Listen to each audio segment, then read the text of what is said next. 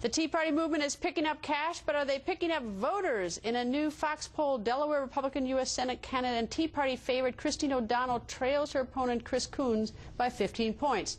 And in Nevada, Tea Party favorite Sharon Angle is in a statistical tie with Senate Majority Leader Harry Reid. Former Senator Rick Santorum joins us live. And before anyone makes a big thing about this $1 million gift, shall we talk about what the Republicans and the Democrats get from their private groups? Well, tens of millions of dollars. Tens of millions of dollars. That's chump change, that million. Yeah, I mean, I'm sort of surprised that we're paying that much attention to it. Their $1 million contributions going to these other groups on the left and on the right all the time to influence the election. And the poor Tea Party people who are as grassroots as you come and you know, living on, you know, making, you know, some money on selling concessions at their Tea Parties, they get $1 million donation. All of a sudden, this is a travesty of American politics. I hope they get more $1 million contributions. Well, we're going to play a little bit more of Sean Hannity's interview with Christine O'Donnell in a minute, but you've actually looked at the Delaware numbers. Yeah, she's down 15. That was an important interview for Christine, because if you look at these numbers, as I just did, she's down 15 points. Where she's hurting is among Republicans. She's only picking up about 71, 72% of the Republican vote, compared to Coons, who's picking up in the mid-80s. So she's lagging behind among Republicans, and she's lagging behind because people, a lot of folks don't think she's qualified to be. All right, now wait, so let's start. What does it mean to be qualified? Because I'd like to tell you a little bit about some of the stuff we know about people on Capitol Hill. I do want to go through like odd conversations with prostitutes, picking up guys in bathrooms, you know. I mean, do you want me to go through all the scandals? I mean, what does it mean to be qualified for the U.S. Senate? And this is very interesting, because the same thing happened to Sharon Angle. Both of those candidates were not supposed to win. And when they did win, because they were Tea Party candidates, the national media just rained down, oh, this is a bumpkin, these people don't know what they're doing, they're not qualified.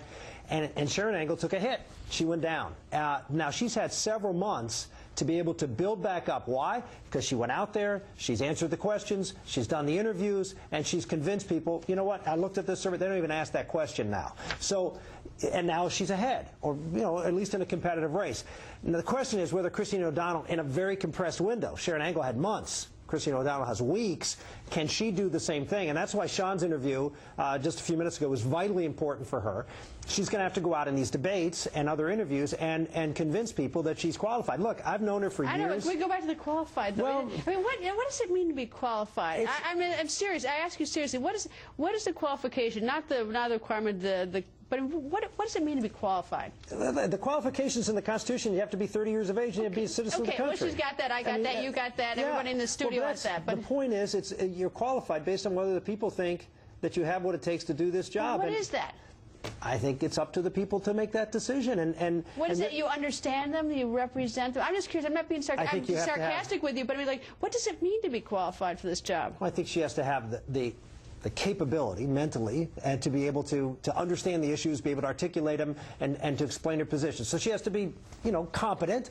Any candidate, not just her, every candidate has to be competent, and, you know, they have to show, you know, that they're somehow connected to the community, that they understand what the people want, and that they're able to. That's not a huge threshold. It's not a huge threshold. It's not a big threshold. It's not like a multiple choice test. But if you look what they've done to Christine in this week period of time, is they've put her outside of that. They said, no, she's a you know, as she called herself, you know, a wacko. She's someone who's out there on the extreme, and she's not. And we'll find that out. It's one thing to say you don't agree with the candidate. You don't think the candidate will advance what you want. But another thing is to say they're unqualified. It always sort of slays me, because I've never could figure out. I think it's what they're trying to do is discredit her. And trying to say that she is not, she shouldn't, you know, be in the halls and making these decisions. And she is the only person that can turn that around. And if she's given the opportunity to do it, which she will be. She may. I don't know. I think she will. And I think tonight's interview, from everything I've heard, so I didn't get a chance. You'll get a chance. We'll make you stick around, watch it. We'll make it. I'll watch it on the replay. Senator, thank you, sir. You bet.